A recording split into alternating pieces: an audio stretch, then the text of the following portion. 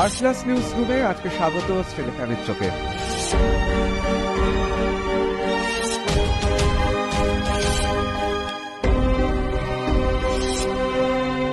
পুরুষরা শ্রীলেখার রুমালের মতো পরিবর্তন করে।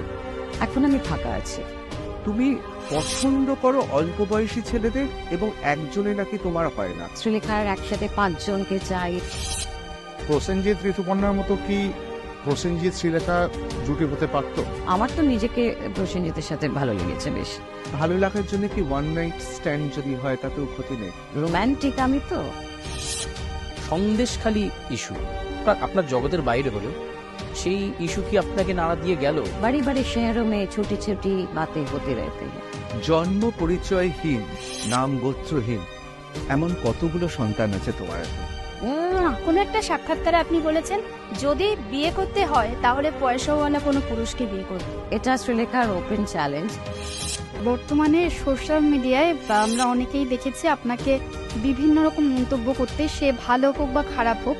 তো এই জন্য আপনাকে একটা ট্যাগ দেওয়া হয়েছে ঠোঁট কাটা অভিনেত্রী। আমি ভীষণ অহংকারী একজন মানুষ। টলিউড ইন্ডাস্ট্রিতে কাস্টিং কাউচ অত তো সরবে শোনা যায় না, যেটা অন্য ইন্ডাস্ট্রিতে তো শোনা যায়, ভাইরাল হয়। না, ইন্ডাস্ট্রিতে আমার কেউ বন্ধু নেই। আর শাড়ির আঁচল নিয়ে মন্তব্য করে মমতা শঙ্কর বিতর্কে জড়িয়েছে। তো আমি জানতে চাই শ্রীলেখা মিত্র কি মমতা শঙ্করের সঙ্গে একমত? না না না, শ্রীলেখা কিছুটা হলেও স্বার্থপর। I don't need a man, trust me. আপনার চোখে আপনি কি perfect? Srilekha is a better actress than Aishwarya.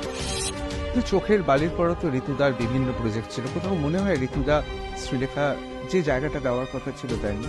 ভেনিসের red কার্পেটটা কিন্তু শ্রীলেখা মিত্র হেঁটেছিল। অভিষেক বন্দ্যোপাধ্যায়, আমি ওনাকে চিনি না। তৃণমূল কংগ্রেসকে এত অপছন্দ কেন? দেখুন আর প্লাস নিউজ রুম 18 এপ্রিল বৃহস্পতিবার রাত 9টায়।